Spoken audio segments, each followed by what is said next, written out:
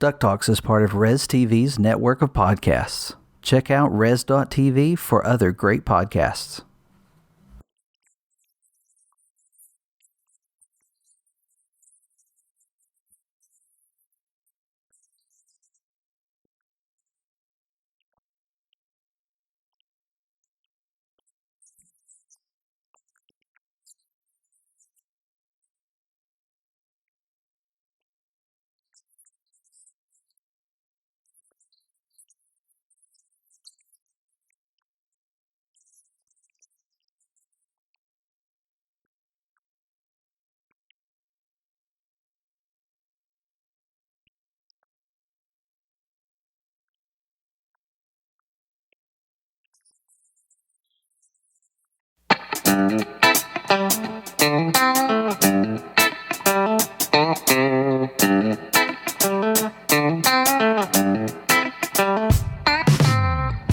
It's the week of Monday, March the 4th, and you're listening to episode 62 of DuckTalks.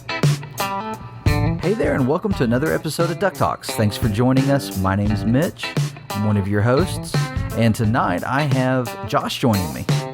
Hey guys! Woo! What's up, man? Are you having a good week? Yeah, I'm having a great week. A little stressful. We're kind of on baby watch this week, and so we're kind of counting down the days, and you never know when something's going to happen, and so you're kind of on edge. Like, is it going to happen tonight? Is it going to be tomorrow? And so a little bit on edge, but other than that, I'm excited for the new DuckTales episode coming up, and a lot of good news coming out. So it's a good time.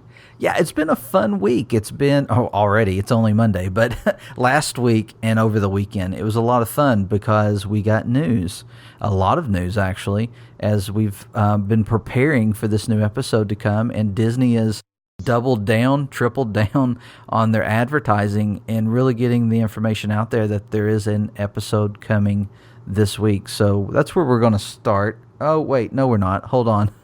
We have breaking news. It's not really, but it kind of is to us because it caught us off guard. It did me anyway. Have you been celebrating the 30th anniversary of Rescue Rangers today? Oh, yeah. You know what? I went out and wore my Hawaiian shirt just like Dale. No, I'm just kidding. Pulled out the fedora, carried a wrench, had some cheese, and there were some flies all over the place, but it was a gnarly day. Yeah, it actually surprised me. You remember this show?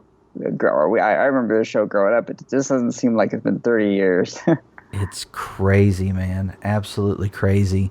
Time flies. But yeah, it's the 30th anniversary of the Rescue Rangers. So, great show. One of those great Disney afternoon shows that we adore. I mean, when I think of the Disney afternoon, I have my core four that I think of. And there are other really great shows that are part of the Disney afternoon. But for me, these were the top four. And that's DuckTales, Darkwing, Rescue Rangers, and Tailspin. And that not necessarily in that order, because you all know Darkwing's on the top. But I love these shows, and this was absolutely one of my favorites. I remember playing Rescue Rangers on the playground with other kids in school. Or it's probably daycare, but either way, I remember playing these. Did you ever play Rescue Rangers? Probably. I definitely played some Darkwing, and there were other shows too that I would play. Not necessarily Disney, but like Ninja Turtles was real big back then, so I would play Ninja Turtles, and I think we did all of them. Yeah, I always had to be Dale. Oh. Yeah, and I think it's because little goofy, a little off topic a lot of times, and my best friend was always the leader of the group, I guess. So he always picked Chip first, so I never got to wear whatever hat we were using. But yeah, the show's turning 30. That's great. I wish I had caught it ahead of time. We've all got a lot of stuff going on. You've got a lot going on. And my family, we've got some things going on. We're getting ready to move, so that should impact our podcasting schedule a little bit in the future as well. But completely caught me off guard. I was excited to see it. Wish I had taken the time or had known about it ahead of time, and we could have planned out some things. I saw there was a quiz that a lot of people were sharing on Twitter about which Rescue Ranger are you. I haven't done it yet. I'm going to have to check that out before I go to bed tonight. Hopefully we'll get some Rescue Ranger merchandise this year. Funko has kind of started leading the way on releasing some Rescue Ranger stuff, so this will be a good year to do it. I don't know if that was the plan or it's just, I don't know, it just happened to be coincidence, but I'm just hoping that we get more Rescue Ranger stuff. Yeah, and I'm still waiting on, this would be the perfect time to tell people about, give people an update on that live action movie. That's right. What happened to that? Well, it's, from what I've heard, it's still in some form of production. There are people who have worked on it. And we know that DuckTales, I think those are the two characters that have not been in the show at all. And I feel like that's for a reason. I think Disney's holding back on this. I almost feel like they've missed their opportunity because when it first came out that a live action Rescue Rangers show was coming, Alvin and the Chipmunks, the live action shows or movies were still kind of out there. But enough time has passed. Then again, that kind of sounds like Disney. They never want to appear like they're copying someone else. Yeah. Hopefully we get an update on that movie or whatever project it morphed into, because who knows? Maybe it's going to be something on the Disney Plus. Just about everything, I think, may be going to Disney Plus. They turn all their ideas into TV shows. It's possible. There's so much more freedom, and when you look at theatrical releases and everything that could go wrong and all the money involved and everything, it makes sense to put stuff over on your own streaming platform. I mean, look at the Star Wars rumors. I don't know if you've seen this. The rumor is that the Obi-Wan movie, which was going into production as Solo went into theaters, is now being produced as a 6-part series over on the streaming service. Mm-hmm. So, I mean, it's very possible that these type projects, although they won't be a straight-to-video release or a theatrical release, may end up on Disney Plus. I'd like to see this movie in theaters, but I'd welcome it on the streaming service. But we're not ready for the streaming service yet. That's actually next month we should get more news on the streaming service. I would imagine we'll have a lot of news that we can talk about. Maybe some things that we've been waiting on for a while to talk about. Hopefully Disney Afternoon streaming. That's what I want. So that would be awesome. And, new shows like, shows that haven't aired in the U.S. yet but exist. New shows. I want old shows. I want both. I want it all. Give it to us. Give it everything to us. But DuckTales had some big news this week that we've got to talk about. Well, it's not big news so much as it is just kind of a revealing of more information of the episode. So this coming Saturday, March the 9th at 8 a.m., we will have the episode premiere of Whatever Happened to Della Duck. It will be an episode that we are assuming, based on all the promos, will be focused solely on Della Duck. We may get a little bit of the the core family, but I think we're really going to see this episode. I think this episode could begin and end with Della. Or hopefully with Della on our way back to Duckburg. That's been my hope for her situation. I really want to see Della save herself. But man, these promos, they're not leaning that way. It looks like her situation's pretty dire. She is absolutely stuck. And these promos have been really good. We've seen, the news broke earlier last week that the LA Times Entertainment had a clip for the episode, and they had a write-up. It was really cool. This was the most we've seen of Della for sure on the show. Anyway, we've seen her in the comics. If you've been missing out on those, those early issues included some Della stories. But it was, a great clip with, man, it just kind of jumped around. We had a little bit of everything.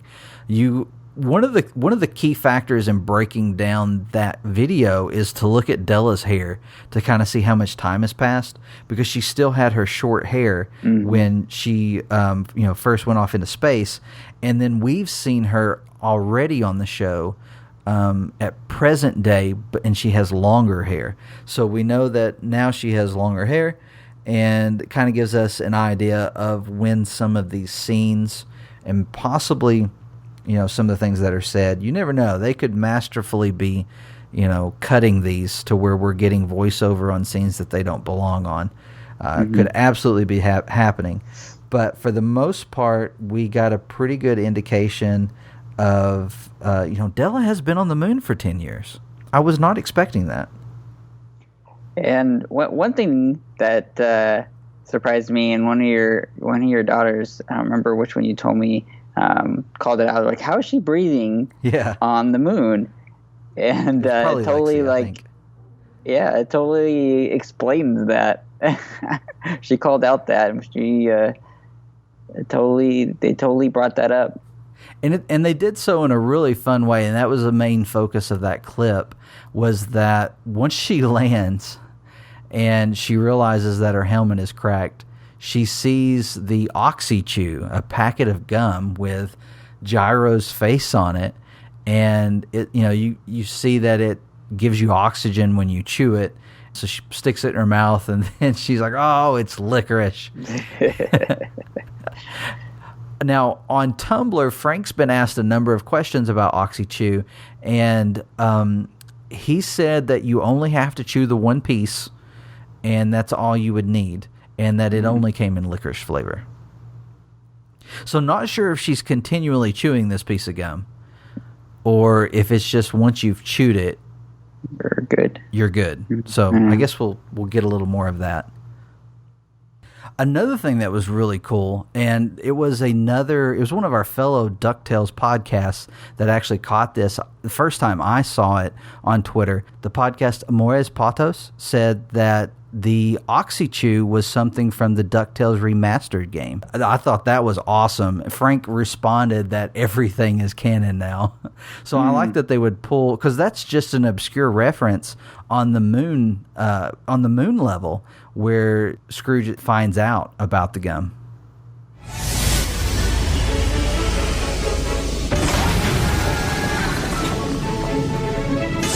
Gosh, Mr. McDuck, I've never been to the moon before.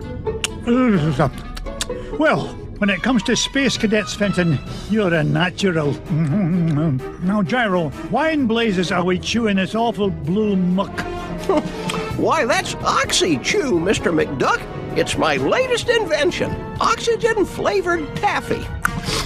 5 good chews and you can breathe on the lunar surface without a spacesuit. Oh, and it tastes great, too. That, Gyro, is a matter of opinion. Now, which way to the green cheese? Yeah, it just makes me, I don't know, because we know that they are fans of all things DuckTales, and it just kind of reinforces that they know the obscure things, and they want to hide it in there for us, and it's just really cool to see how big of fans the producers and writers of this show are, and how much care they put into these episodes. So I'm excited to see this episode and what it brings. There was another promo that came out, so that was put out through Entertainment. And then the Disney Channel started running a promo on the channel. And, of course, some of our friends over on YouTube were able to pull that, capture it, and put it up on YouTube. Because Disney typically waits until the Friday before the episode before they put it on their YouTube channel. And before that, you'll find it all over the internet. And there were a couple, I think Darius Bell was the first one that we saw to put one out. And then there was a little better version that came out a few hours later. But we got a good look at the episode, and some of the stuff that's going on in that promo was kind of surprising. There's some images of aliens, and there's some images of Della working, and she's talking to a camera. A lot of stuff going on in these promos to give us a better idea of exactly what's been going on. We know that the episode is going to, well, we don't know that it's going to begin, but we know at some point in the episode we're going to see her crashing onto the moon and get some of those glimpses of stuff. The promo includes glimpses of stuff we've seen in previous episodes, but I think we'll actually see the crash landing, and then we'll see her struggle to and we've seen this in the promo, survive. Mm-hmm. It looks like she's got, and it may be part of the Spear of Selene. I'm guessing it is, but it looks like she has a habitat, a place where she can live. And there's a board in the background. It looks like she's keeping up with how many days she's been there, or maybe attempts at leaving. Who knows? So the ship might have not been all the way get destroyed, but I know we see pieces of it like all over the place. Maybe just like a portion of it is inhabitable for her, where she can kind of plan her way back. Yeah, there's an image where she puts her name. And it looks like she's burning something on the surface of the moon, and it's shaped like her name. So maybe she sees the ships that Scrooge is sending out looking for her, and she's trying to get their attention. Yeah, maybe. Now, one thing that I think it was a later clip, one thing that we did that I think is happening from all of this, various clips that are put into this, the alien scene appears to take place in the present. Not to say that she hasn't dealt with them in the past, but she has long hair when she's actually seen punching it. I need to watch these things because I might. You haven't seen this one? Okay. Well, there's quite a few out there. I'm looking over my notes, and then today there was another one that came out with Paget Brewster, who's the voice actress who voices Della Duck, talking about getting, having the opportunity to bring life to the character. And it's really cool because she was really excited about being on the show because of who all was involved in the show. And then she was excited that she was going to be the twin sister to Donald Duck. And she talked about how, she was a little worried because she didn't think she could do the voice right, but she was relieved to find out that she didn't have to copy Tony Anselmo's voice. I could see how that'd be worrisome. Yeah. But a lot of great stuff out there. DuckTalks.com, we've got you covered. All of those, we've linked. Actually, they're embedded in our blog, so you can watch the videos there, and you can read some of our analysis. We broke down at least one of them. But yeah, you can go there and check that out. Here's something we were just talking about a moment ago. We've got some video game news, and that's Sorcerer's Arena is a new mobile game coming out it's not by Disney, it's by Glue Mobile, but I mean Disney's licensed it out because it's how Disney does video games now. But this new game, it reminds me a lot of the game we're currently playing with the Disney Heroes Battle Mode, except they're cards. Mm-hmm. It's really cool looking. We got one video, and we've got it at DuckTalks. You can watch the video, and it's got a number of Disney villains and characters, and it's its own unique style. I mean, all the characters kind of had that. You can tell who the characters are, but there's a very unique style. Like I'm looking at this image of Mickey, and it's Sorcerer Mickey, and it doesn't look like how I would normally picture, Mickey drawn or animated. Mm-hmm. So it looks like it's a 3D model, but just like that, the mobile graphics type of model that you see maybe in like Choose Your Own Adventure type games. Mm-hmm. It seems like it's kind of like that style. Yeah, and the release of this information got a lot of news. I know D23 wrote an article, and a few other places also had articles about it. We were trying to get filled in on what was going on with this after we got word from, I think it was Colby, who is, I'm going to forget her Twitter name. It's Pixie something. Sorry about that, but it shows up as Colby whenever we get a message from them. Pixie Sphere, that's what it is. It's Pixie Sphere. Mm-hmm. So that was the first time we got some information on it. Started looking, trying to track it down. One thing we wanted to bring up, talking about it tonight, is that they do currently have a newsletter that you can sign up for, and you can select to become part of their testing phase once they're ready for that. So you'll be able to test the game. They're going to choose people. Not really sure how they're going to do that, but it's available for you when you sign up for their newsletter for updates. Mm-hmm. Also, on the promos that we've seen so far, there's actually quite a few characters in there. There's and a wide variety of characters, which also include, we see a Darkwing Duck in there. We see a Gargoyles character, Demonica. Mm-hmm. We see stuff from as far as back as the original Pete to something as new as like Merida and Inside Out. And so there's going to be a big variety of characters in this thing. And it's going to be pretty interesting to play and get our hands on to see how it's going to actually play out. Yeah, the information that I read puts a lot of emphasis on collecting various characters and also building your own teams. And Robin Hood was another character that was in there. That was one that I was excited about. Yeah, I'm a big Robin Hood fan, so that's very exciting. Yeah, I'll be checking this out. I'm really enjoying Disney Battle Mode. The playing with the guild. We've got a DuckTalks guild over on server 3, and it's been a lot of fun. 2. It's on server 2. Oh yeah, what'd I say?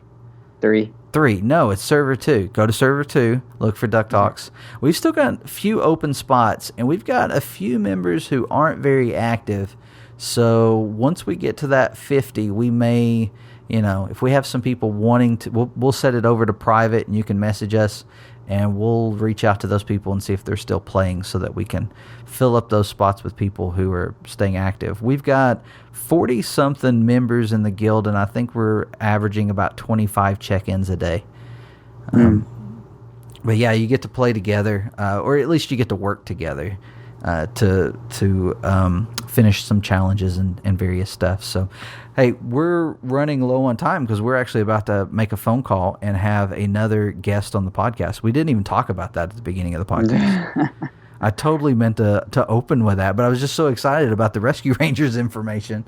But yeah, we've got another guest tonight. We know everyone's enjoyed the guest, and we've had this one booked for a little while, so it's going to be a lot of fun. We have Victor Cook coming on the podcast tonight to talk with us about, being involved in animation in general, but Disney animation. He worked very early on in Disney Afternoon. He worked on Darkwing Duck, and we're going to talk about that. So that's coming up. I'm sure you read it in the show notes, even though we didn't talk about it before now. Before we get to Victor, we've got some Duck merch to talk about very quickly. But we don't collect pins, so I don't even know why this is in our notes. But as soon as we first saw these Virtual Console and trying to think of what the other series is called, or it's not Virtual Console, it's Kingdom Console and I Love Gaming. These are pin series that are celebrating the old NES games, and I'm sure it'll be other versions, but seems like they've started with NES, and that's Kingdom Consoles. And then I Love Gaming has been doing the handheld, like the old LCD games. Mm-hmm. And Darkwing Duck is about to be released. I believe that's this spring. I'm trying to pull it up. Remember we had a month for it. I think it's April. Yeah, it's in April, and then there's also going to be Rescue Rangers, and I don't know that we had the date on that. I think that one was the one that was in March. Wait, actually, I got it right here. In April, it appears Chip and Dale Rescue Rangers will come to Kingdom Consoles. And then I guess Darkwing is after that. But we do have a blog over on DuckTalks.com where people can check that out. And we've included some images of kind of what inspires these pins. Now, these are at the park pins. So you've got to be going to Walt Disney World or Disneyland to get these. Mm-hmm. I don't think we've seen any of these anywhere else. Well, other than eBay. I think they're limited editions, so they're only gonna make so many of them.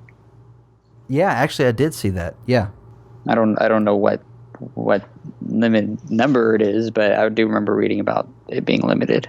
Yeah, I don't collect pins, so I didn't really. I remember looking at it initially because I was trying to put a blog together and I got busy, and Pirate pulled it all together, and he wasn't able to be here for the beginning of the podcast. I do see a limited edition of 4,000. These are coming out this spring. If you're into collecting pins, you can go to DuckTalks.com, get some more information. And I'm sure we'll be tweeting about it over on Twitter when they start to show up. As soon as people start sharing it with us, we'll start sharing it with everyone else.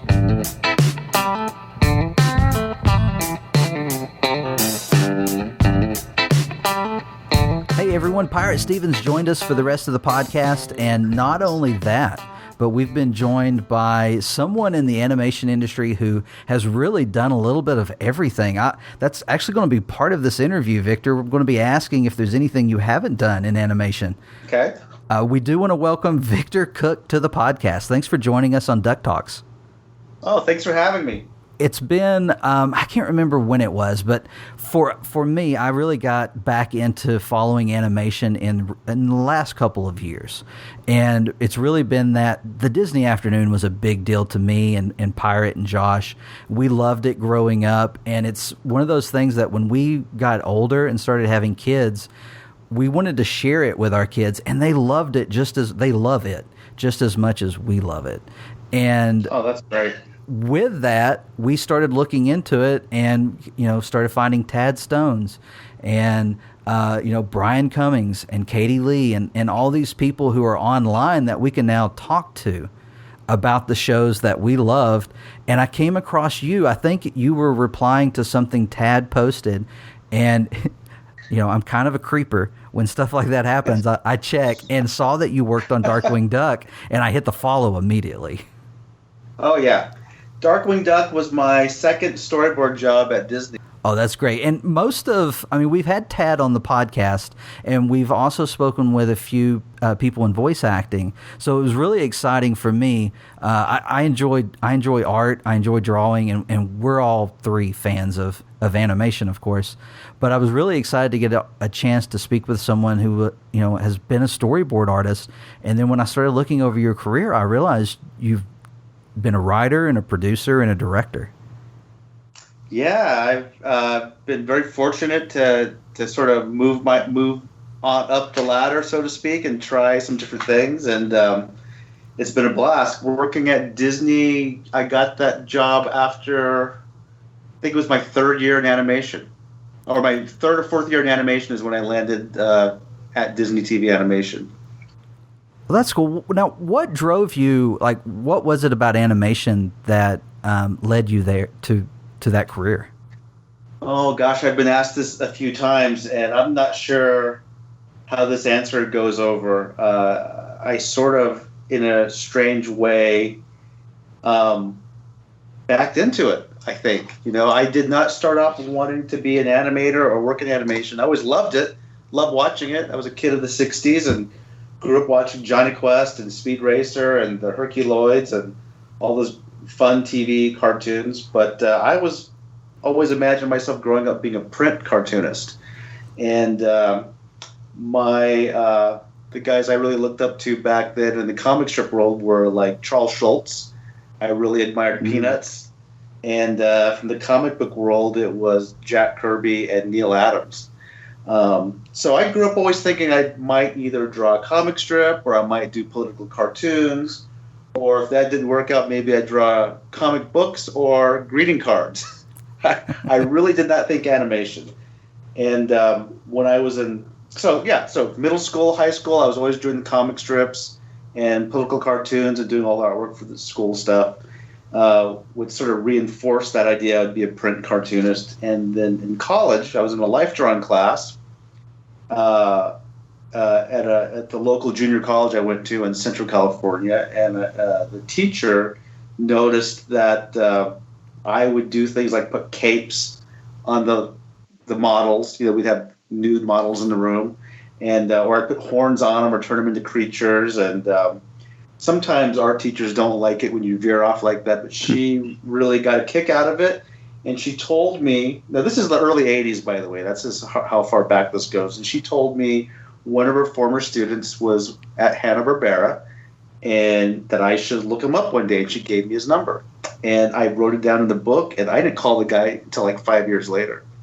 My brain was not into wanting to go into animation. And I think it was because, as I mentioned before, Jack Kirby I was a huge fan of Jack Kirby.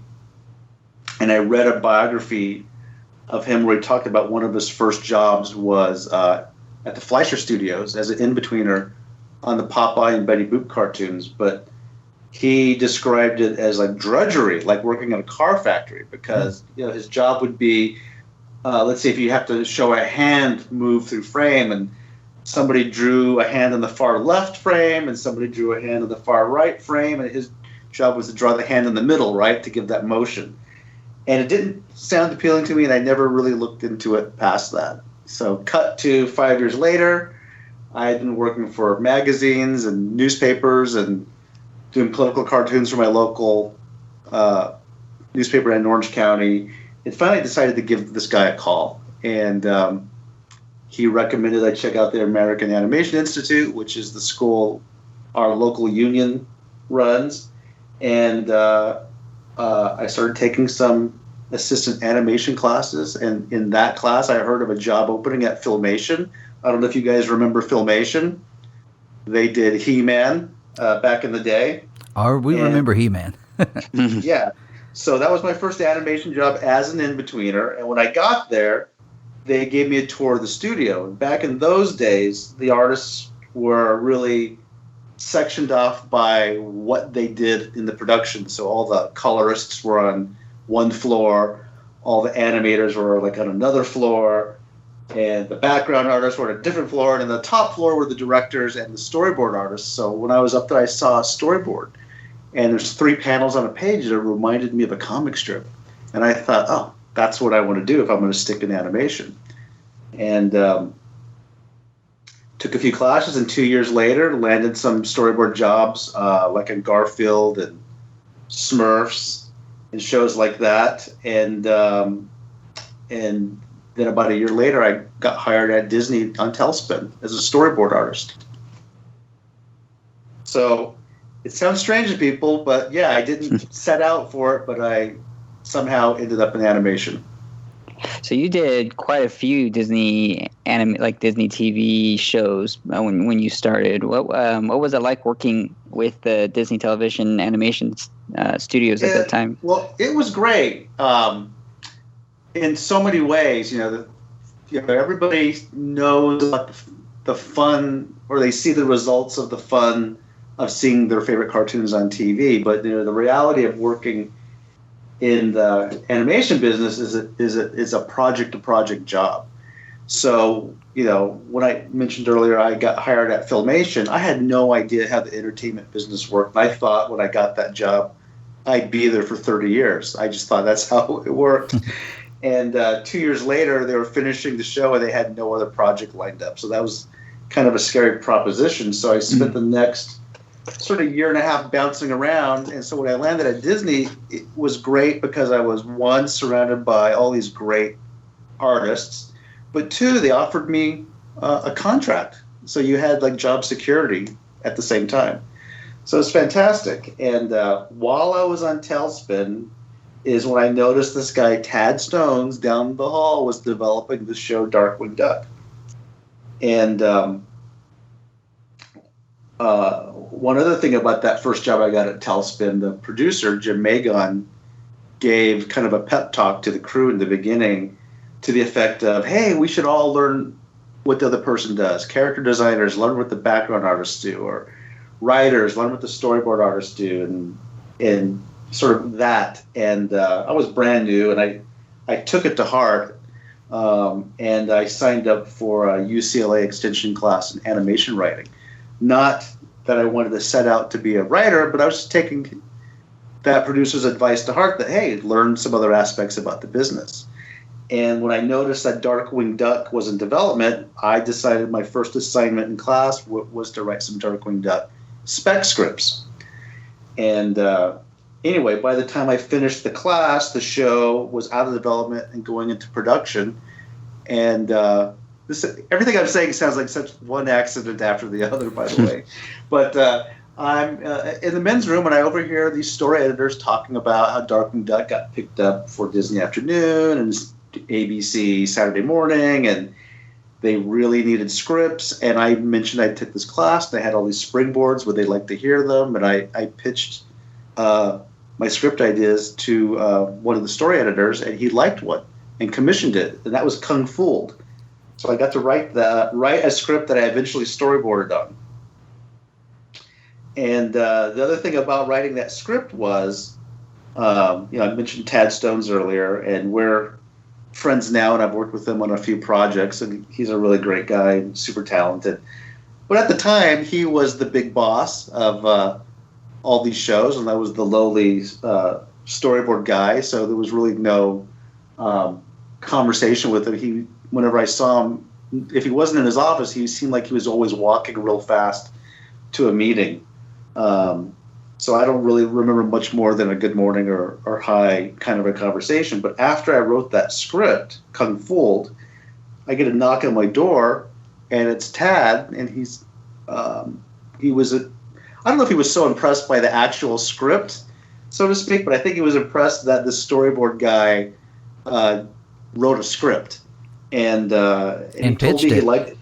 Yeah, he told me he liked my boards, and he liked that I wrote the script, and he said something to the effect that combination is something he'd like to see in directors, and have I ever thought about directing one day. And that's really how, that was the beginnings. I mean, it didn't happen right away. It didn't happen the next year, but that was the beginnings of Disney considering me to direct. And that definitely led to me directing years later on 101 Dalmatians. That's really cool. A lot of companies now invest a lot into that kind of, crossing over and teaching people other aspects of, the production. I think it's really cool that they were willing to invest, to promote that to you. And not only that, Tad coming in and being like, hey, have you ever considered this too? That's really cool. And that led to a very prolific career. I mean, you've done a lot of work beyond the storyboarding. I thought when I first started looking into your career, I thought, man, this is great. I can't wait to talk with him about storyboarding and what that consists of. And then as I started looking into your career, I'm like, oh, wow. So producer, director, all these different projects. And it's funny how someone can impact your life in such a way with just, giving you those suggestions when they see that potential. Yeah, and it's really, if anyone's listening, you sort of have to be self-motivated. I mean, I wouldn't say Disney trained me to write that script. That didn't really happen. It was, like I said, it was a pep talk where he suggested people learn each other's jobs. I don't know if anybody else did it or not. Yeah. All I know is it inspired me to take this writing class, and which led to me writing a script, which led to a producer thinking I could direct one day. It just is sort of like I didn't. It's not like I had the strategy to do all this stuff. It just all sort of kind of happened that way. And then when I got to direct, your world of filmmaking then expands, and you kind of want to do more. When I was an assistant animator at Filmation, it was all about that one piece of a scene, that one piece of a movement, right? Then you get into storyboard, and then it's about your section of the episode. At Disney, you'd board half the episode. But when I was freelancing, you might board like 3 minutes of an episode, but you're all immersed about that, and it's all in black and white because that's what your storyboard is, and you're staging it and acting it. Then you get to direct, and all of a sudden your world expands into now you're working with the background painters, the character designers. You're getting to sort of have a hand in what something's going to look like from a design point of view, not just how you stage it. You're working with the composers, and you're talking with them about the type of music or the mood of the music you want in that scene. You work with an editor, and you're tightening up your scenes or adding holds to let things play out longer. So you get that experience in directing, and if you like that overall it does lead your interest into wanting to produce. Because producing means now you're, in a lot of cases, it means you're now developing the show from scratch. Mm-hmm. And you're deciding what the world is. And it's really fun. Yeah, just looking at your IMDb like filmography, I mean, you have a lot of underground, diamond and rough classics, like the Buzz Lightyear series, Buzz Lightyear of Star Command, Legend of Tarzan, Lilo and Stitch, a series. These are all the great classics that I would love to see Disney Plus bring back, because I remember how great these were, but they're not really available for the wide audience to see again. Yeah, they were really fun to work on. Back in those days, Disney, when they decided to do a series, they would usually just greenlight 65 episodes all at once. So that's like working on 5 seasons of shows simultaneously. Whereas opposed to these days, if they greenlight a show, they'll greenlight maybe 13 or 26 episodes and then sort of decide later, based on ratings, if they're going to do more, So you could always end up doing 52 or 65 of a show, but it wouldn't be guaranteed these days. But back then, they would just out the gate, you're doing 65. And I see you worked on Quack Pack. That we have a lot of Quack Pack fans out there. Do you have any memories of that one? Well, I wasn't on the full run of the show.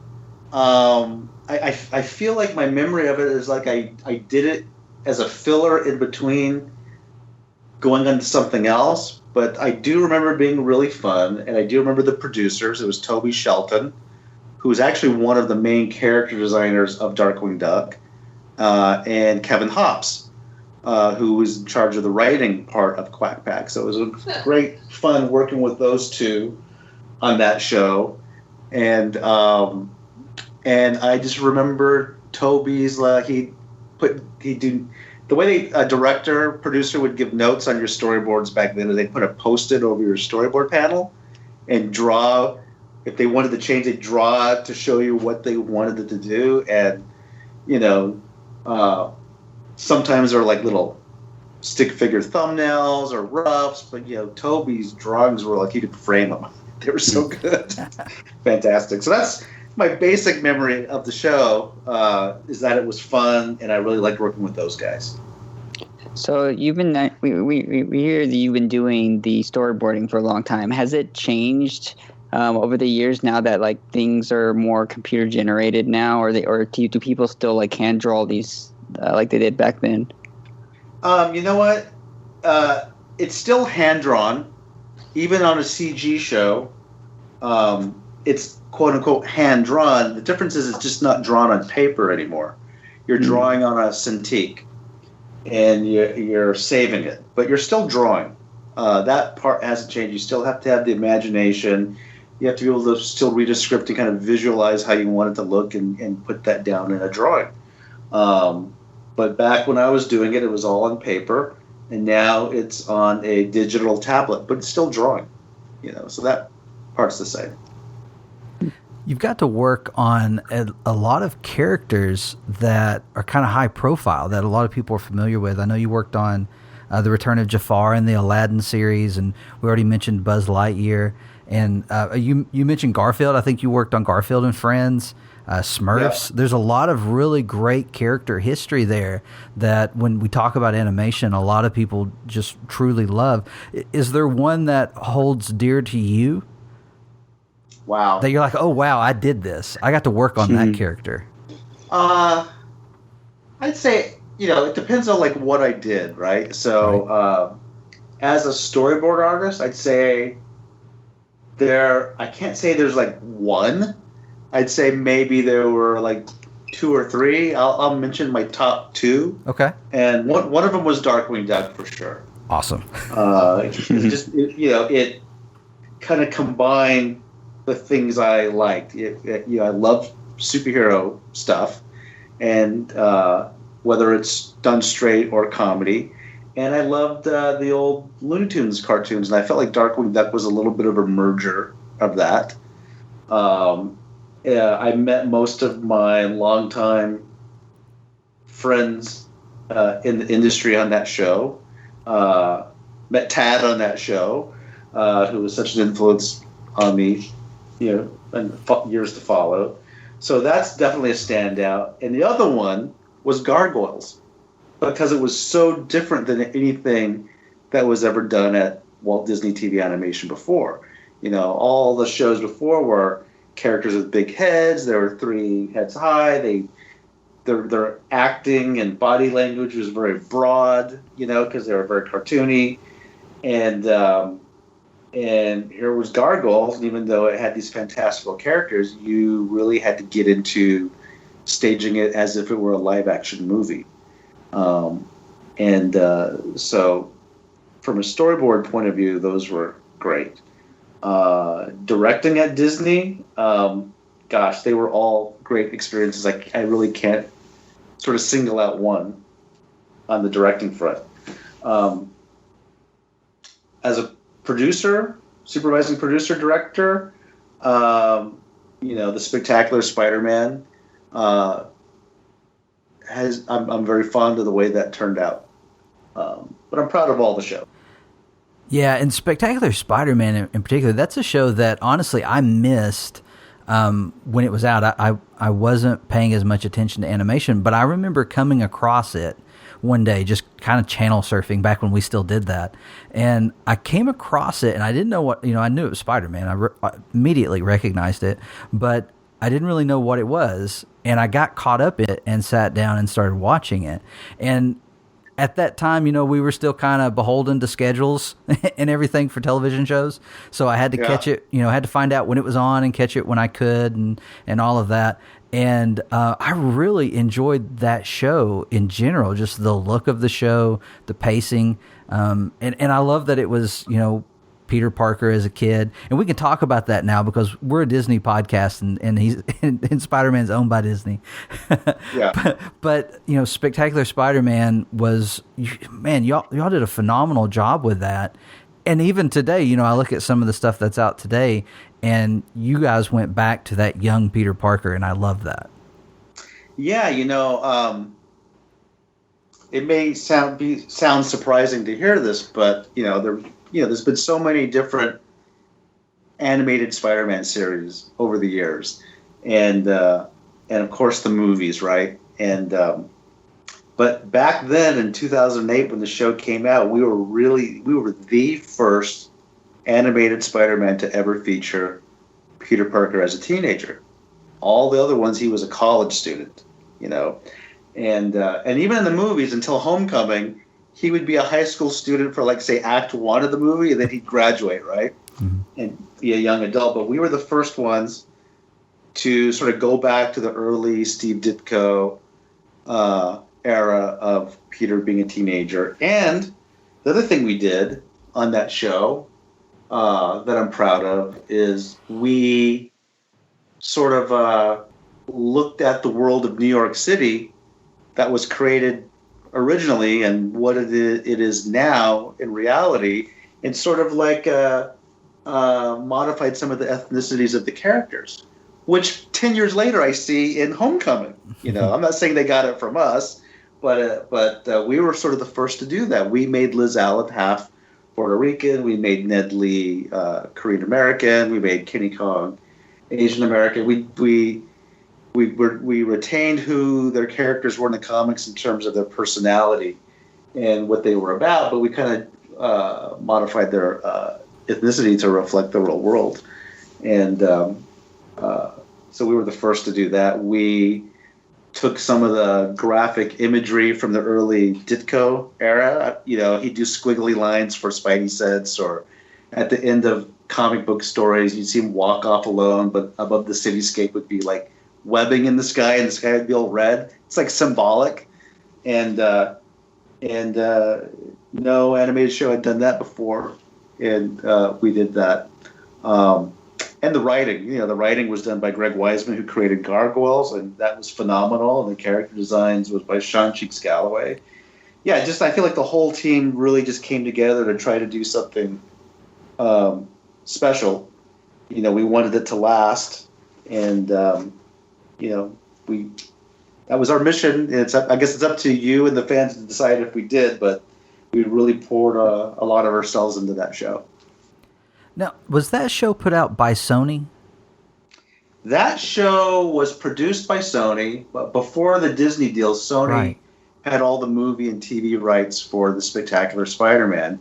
And when Disney bought Marvel, somewhere in that deal was an arrangement that they would have the right to make TV Spider-Man for TV. They hadn't yet, made the current deal with Homecoming, so they got the rights to make any new TV Spider-Man.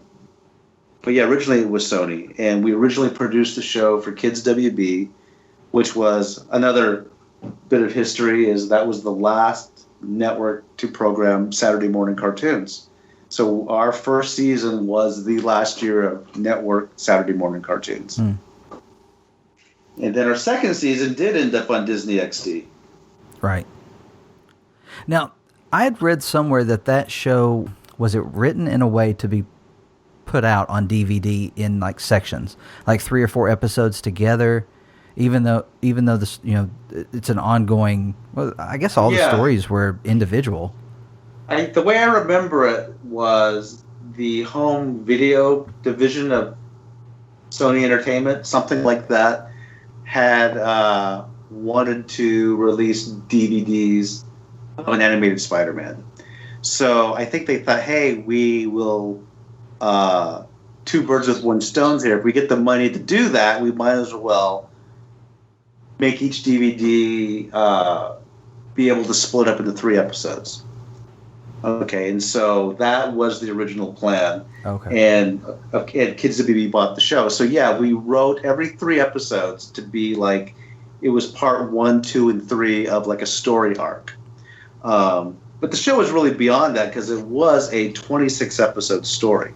It broken into 2 13-episode story arcs, which was then you just kind of go down to where then there's like 3 episode story arcs, and then even an episode still stood alone, So you could watch episode 1 by itself, or episode 2 or 3 by itself, and it had a beginning and middle and end of whatever that story was, but we had story threads that connected 1, 2, and 3 together as an arc, but even those episodes connected to the overall 13 and then the overall 16. It was really fun. It was, and this is before Netflix, this is before binging, right? But the show was, it was written in that way. It's like a show you can binge. Yeah, that's what I was thinking. I've seen people with collections, online, and they show all of their DVDs. I don't know if all of that series, I would imagine they have all been produced on DVD. Yeah, I just checked my Blu-ray collection, and I got the complete series, The Spectacular Spider-Man. Yeah, it's out on DVD, and I think it was, I don't know if it's still on iTunes, but I know it was on iTunes. I don't think I've seen the full series, so I'm going to have to get on that. That's when I want to watch it in its entirety. And I think it's available on something called Crackle, too, which is a Sony website or streaming site. Yeah, I remember Crackle. I've got a Sony sound system, and it was preloaded on there. I'll have to check that out. Yeah. That show was during the whole merger then for when Disney kind of bought out Marvel, and then is that when they kind of switched over to the other series? Is that why this one kind of ended so abruptly? I wouldn't say that. The way these animated shows go, sometimes they will only be 26 episodes. When we were on Kids WB, I think we're the number 1 show on that network. We had like the highest ratings. And when we switched over to Kids WB, to Disney XD, it seemed like people had a hard time finding the show. So I don't know that it did as well there as when we were on Kids WB. But it wasn't long after that the Disney deal went through, and by then Sony lost the rights to make Spider-Man for TV. Yeah. So that's really why there was no more Spectacular Spider-Man, because Sony wasn't allowed to make it. But you had finished your overarching story of the 26 episodes. We even finished, before that. Yeah, we finished the 26 episodes, but I'd say the whole story was not done. We had plans to, if you watch the show, it progresses in sort of a passage of time. The show starts off in September, and season 1, episode 13, I think, ends just before New Year's Eve, and season 2 starts right after New Year's, like in January. And we end episode 26, I think it's just before spring break. So we hadn't even gone through a whole year yet of Peter's junior year. But our plan was to go all the way through junior and senior year over the course of 65 episodes, hopefully, and then later take him into college. So talking about your different roles, would you, and I know I sent you this question earlier, which of the roles has been your favorite, or maybe which one has been more fulfilling? Boy, they all are. I would say the role I probably most love is producing and directing, that combination, because you are part of shaping the whole package. The whole project, what it's going to look like, what it's going to sound like, what actors are we going to cast. That's really great. I love it. But, back when I was storyboarding, I loved storyboarding. It was great.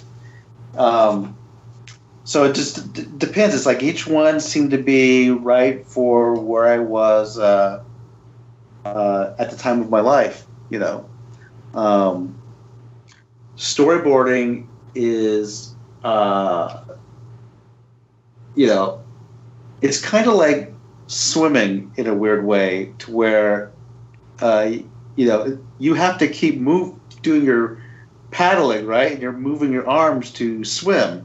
When you don't do that, you just stop. There's nothing swimming for you, right? I know this sounds like a dumb analogy. But when you're producing and directing, you can have a meeting with a music composer about what you want, and then you leave him, and he's working on the music for the next 2 weeks, and you're off doing something else. So I guess what I'm trying to say is you're not constantly on one thing, or if you step away from this one aspect, the show is still moving, it's still getting made. On a storyboard, the minute you stop drawing a panel, there's no board being made. You're always moving in that sense in storyboard. You were telling us about how your story, you just kind of found your way into animation and found your way into the various roles. But it's funny, though, hearing you talk about it, it sounds like you really made the most of those roles and you really enjoyed them. You speak very fondly of them in each role. I think that's very cool. Yeah, here's the thing I found out when I got into animation is, like I said, I love drawing print cartoons, and the comic strips were very similar to storyboarding. You still have to stage them. You still have to know when to go to a close-up and those kind of things. And, you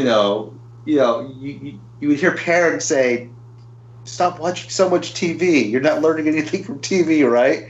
But what I found from growing up watching TV and old movies on TV and new movies on TV and even TV shows is you are not realizing it, but by osmosis, you're learning about pacing and cutting, and and it becomes like intuition, And when I was at Disney, they invited this guy Bruce Block, who taught cinema at the local colleges, to do these workshops, and he'd talk about these various films and the choices the director made, of like when the background had like forced perspective, or when the background was flat, and when you might have something in the foreground to sort of change the shape of your frame. It's stuff that myself and so many storyboard artists would do, and some of the ones who went to art center or film school probably knew exactly why they were doing it. I actually didn't know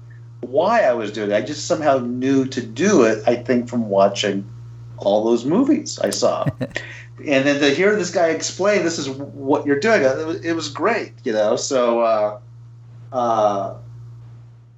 yeah, finding myself in animation, it's like I guess I was combining the love of drawing and drawing cartoon characters with not realizing at the time my love for filmmaking, not just watching movies, but like visualizing stories in pictures, in a series of pictures. You know, there's a lot of amazing artists out there who can draw so photographically, but it doesn't mean they can tell a story through storyboarding, because that's the language of what are you going to show? Is it a close-up? Is it a far shot? You know, and the best way I can describe storyboarding to people who can't draw is, okay, here's a page of prose from a paperback novel. Here's your 2 or 3 friends who could be those parts of the paperback novel. Now here's a camcorder. Show me how you're going to do that scene. You know, I mean, are you just standing back filming them like you're on vacation, just filming everybody wide? Or are you cutting close to their hands, like rubbing their hands nervously, or close-ups on their eyes, looking around, you know, or over the shoulder shot? You know what I mean? That's what a storyboard artist does, but is drawing as opposed to a camcorder. So what are your current projects that you're working on? Currently, I'm working on a Disney Junior show called Tots. It comes out later this year. And there's a show I have on Netflix right now called Stretch Armstrong and the Flex Fighters. And it's got 23 or 24 episodes and a interactive sort of movie special, like a choose your own adventure episode. And that's called Stretch Armstrong and the Flex Fighters. Can't remember if I said that. I saw that. I think it's called Breakout is the interactive episode. Yeah. And I didn't know Netflix was doing that. I thought that was a really cool idea. I turned it on just for a little bit because I realized you had worked on the project, and I haven't had a chance to go through the whole thing. But that's a really cool concept, and it made me wonder how fluid the storyline is. I mean, or if it just allows you to see maybe different aspects of the story based on your decision, or if it actually changes the story as you go. Well, I'll tell you, there, you know, a lot of these, it's just go this way or that way, and then you just circle back to the beginning, you know.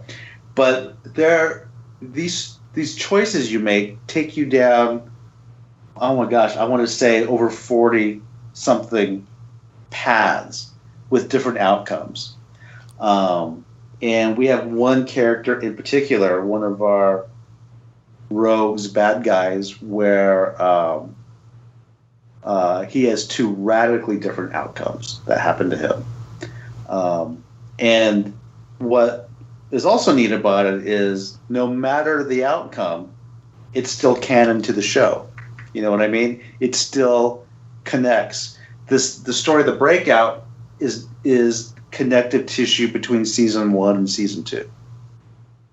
So that was really challenging. You know, I mean, really the credit for figuring all that out from a story point of view was Kevin Burke and Doc Wyatt, who I produced the show with. They had strings on a bulletin board connecting all these dots, like you're trying to figure out some crime scene or something like that. And it's amazing they were able to keep all that straight, still have it be connected to the show and into the 2 seasons. It was a blast, you know, because it could have very easily just been the simple, do I turn right, do I turn left, and then you end up back in the middle again, and you just keep doing that. But I think there were 4 or 6 completely different endings, and the story can be anywhere from be done in, I think, 12 or 15 minutes to being a 44-minute story also.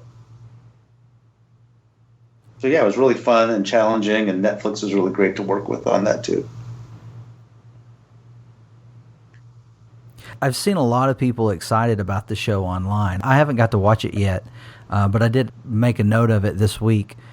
And it is in its second season. Has it been announced if there's going to be a third season or not?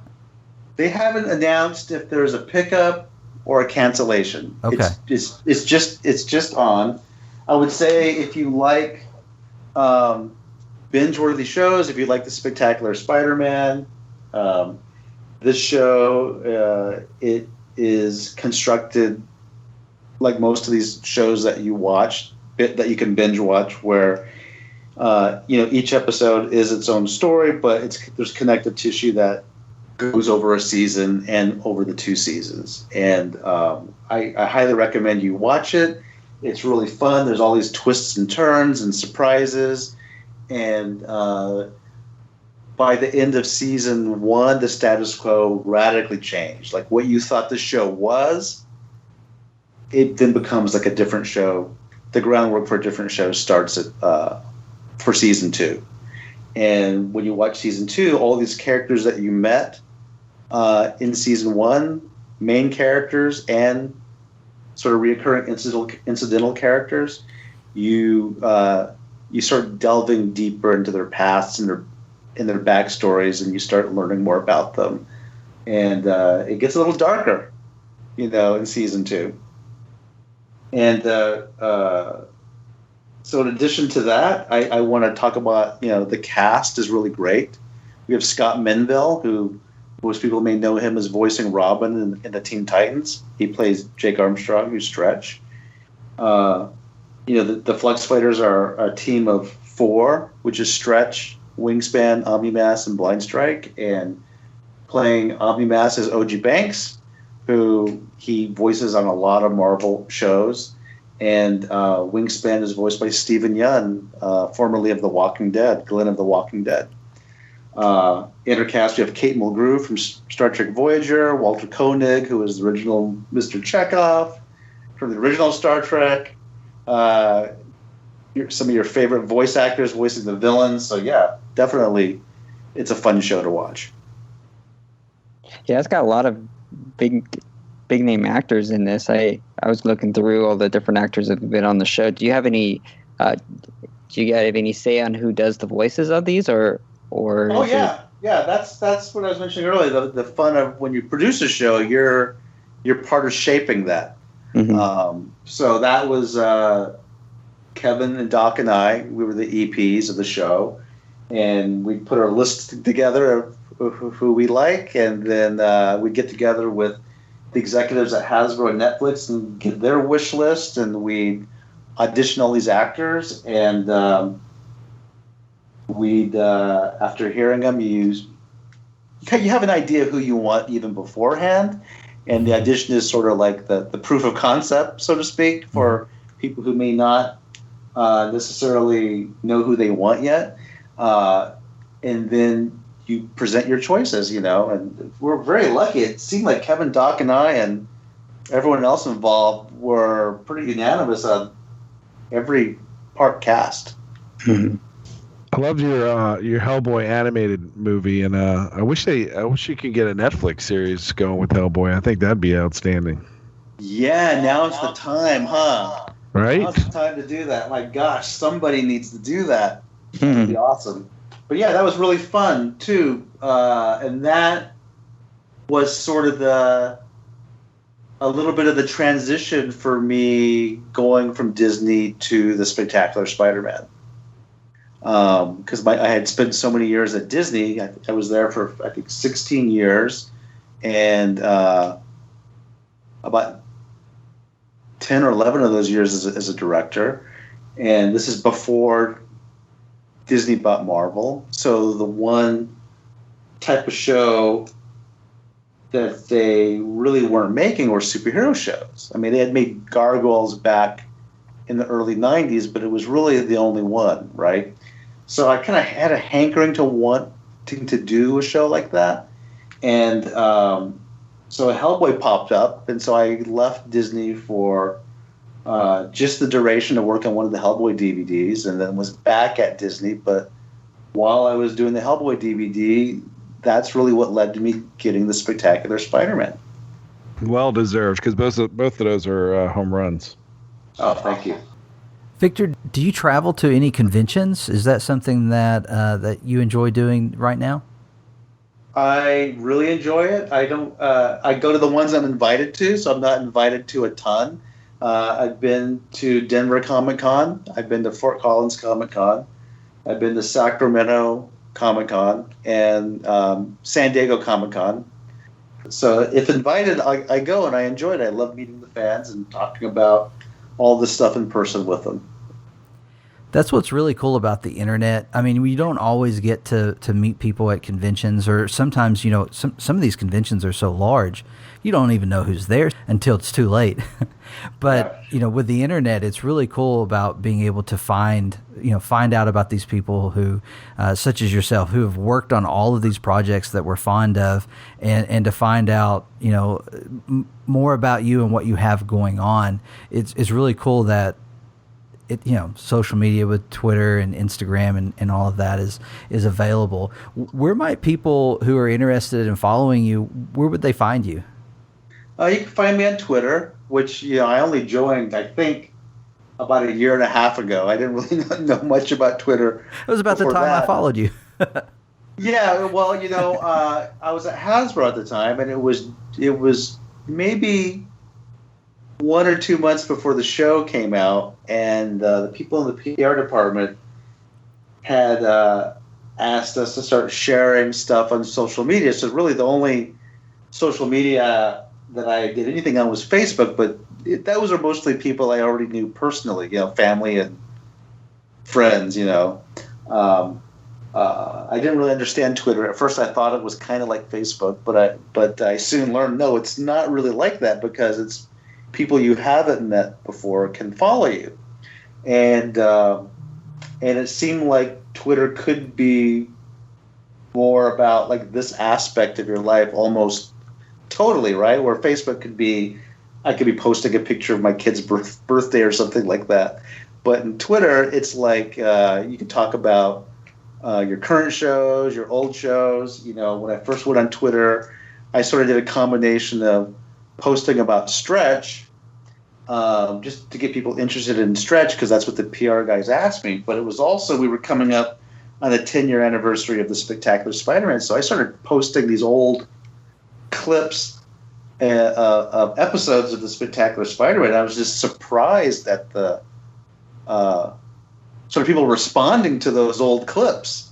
That's when I was really realizing there's a lot of people out there that like that show. And then I'd post stuff about Tailspin or Darkwing Duck or the main title sequence of Buzz Lightyear, and I go, wow, there's a lot of Disney Afternoon fans out there. So it's great. Twitter is kind of like a big comic book convention in that way, a virtual comic book convention. So it's kind of fun, and yeah, you can have sort of these more extended one-on-one conversations like this. Yeah, one of the things that grabbed me. Everybody, I'm always worried that I'm like boring the heck out of everybody talking about. Not at all. In this history, but no, that's why we wanted to have you on. We wanted to hear this part of, because it's not just. I mean, we love the shows and we love the characters and we know the shows and we know the characters. We can sit and talk about the episodes, but one of the things that's really kind of grabbed us in the last year has been the people involved and the behind the scenes. And so, no, everything you're talking about is exactly what we're wanting to hear about. We want to hear about, the parts of you that are there now. Yeah. So it's fun, and it's a job that we had and have. You have to accept certain things with it. You're right. Doing a really fun thing for a living, and as I mentioned earlier, though, but it is project to project, so you never know. You sort of don't know what you're going to be doing 2 years from now necessarily. Yeah. If you're going to be working at all or what you're going to be working on. As opposed to if you're an electrician or something like that, you could sort of know what you're going to do. Mm-hmm. So it's kind of scary in terms of like if you're raising a family or buying a house, because you can't know for sure that it's going to work out, that you're going to always be working, and people who know me would tease me. My friend buddies would tease me because I think I did think about that often. And but yeah, I've been in it for over 30 years, and I've worked the whole time. Knock on wood. But I didn't always know that that's how it was going to turn out. But I'm glad it did. That's really cool. What would you say to someone? We never planned on asking this question, but it seems like every time we've had someone on, I found myself asking it, because we have a lot of people who follow our podcast who are really into animation and are interested into getting into the field and making a career of it. What would you say to that person if you were to give them just the quick, here's the high points of here's the high points of my advice? Well, I mean, one, you got to love it. You got to feel like really not going to be that happy unless I'm drawing or painting or whatever it is, or writing, whatever it is you're trying to do in animation. And constantly practice, so I'll just focus on the storyboard aspect of it, just draw all the time. Keep studying, keep watching movies. Keep looking at other people's work, and make sure you have your basics down too. Some people might think, "Hey, I'm drawing cartoony characters. I don't need to know accurate perspective or anatomy," but you do. You do need to, because if you want to have a long career, you need to be able to draw different styles of shows, and even the cartoony shows, there is a basis of anatomy. You may be exaggerating it, but it's there. So you need to understand all that stuff before you could kind of go off and make it look crazy or something super fantastical. But a lot of practice and just keep at it, Awesome. Thanks. And Victor, thanks for coming on the podcast and talking with us tonight. Oh, it's been a lot of fun. It's a blast. Nice to meet you. Thanks. It's always good to hear all the kind of stories and stuff about the behind the scenes. It's a really a great experience to hear all the stuff about your favorite shows growing up. Oh, I'm happy to hear. I've been hearing that a lot lately. It's kind of making me feel old when I hear these adults tell me, "Yeah, I love watching Darkwing Duck when I was a kid." Well, that's part of the game of doing this, because we don't want to make you feel old. but I mean, we were kids. We loved the show, and we're still wearing T-shirts now. Yeah, it's just amazing to me because on the one hand, it does feel like it was a while ago, but on the other hand, it feels like it was just last month. It's really strange, At the time, you're just trying to do a good job, so everybody will want to hire you onto the next show. You're just trying to learn your craft, and I feel really fortunate that I landed that job at Walt Disney TV Animation at that time of my life, and surrounded by all those amazing storyboard artists that I had to work hard to try to be in their company. They were so amazing. And I feel lucky that I worked with producers like Tad Stones and Tony Craig and all the ones I worked with. I couldn't have planned it. It all just happened, and it's been a great career. It's been a lot of fun, and it's like so much fun to hear that you guys liked a lot of those shows. So thanks for having me. Oh, thanks for joining us. I wanted to celebrate when you said Darkwing was one of your favorites. So, because that's really that's the one that is pretty dear to me. And that's the one I have a muscle memory on for some reason. I mean, I don't draw him as unmodeled and as pretty as like Tad does or some of the other people, but I still seem to, if I'm near a whiteboard or something, I'm drawing Darkwing Duck. I've seen those posts on Twitter.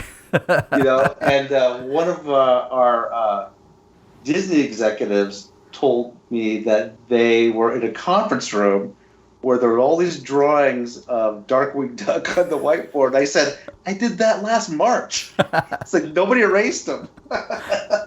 You know?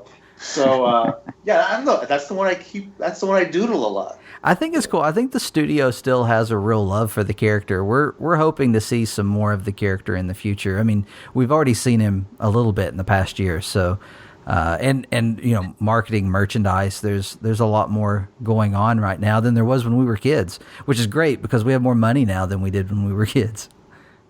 Yeah, he'd be perfect for nowadays because of all the superhero movies. You know. Be ripe for parodying some of that, you know? Yes.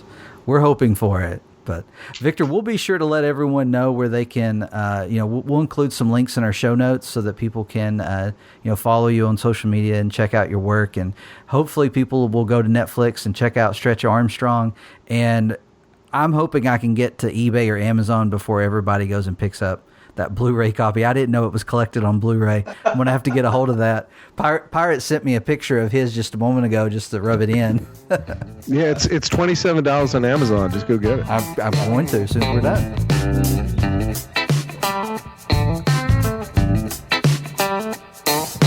We want to thank Victor for coming on Duck Talks. We had a great time speaking with him about his career. So many great projects that he's worked on over the years, and it was just great to speak with him and to hear about his experiences. We know so many of you who listen to the podcast are interested in animation, including some of you who are interested in careers in animation. So we thought it'd be cool to ask him some of those questions as well. Thanks for listening to our podcast. We hope you enjoyed yourself. If you did, we hope you would give us a like or a review or a rating, whatever your podcatcher allows you to do, so that spread the word about Duck Talks. That's how most people find out about us. And hey, if this works better for you, we recently were added to Spotify's library of podcasts, so you can listen to Duck Talks there as well. If you'd like to join the conversation, you can do that by visiting us at ducktalks.com, or over on Twitter, you can find us at DuckTalks. If you have a question or you'd like to make a comment, maybe you're just looking for some conversation about Disney Ducks, you can send us an email at ducktalkspod@gmail.com. The next time you hear from us, we'll be discussing the brand new episode of DuckTales, Whatever Happened to Della Duck. But that's going to do it for this week's episode. Until next time, stay glom golden.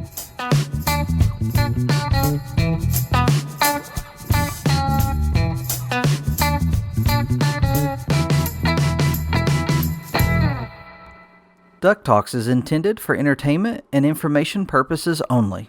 Any sounds or audio clips played on this podcast are the property of their copyright holders.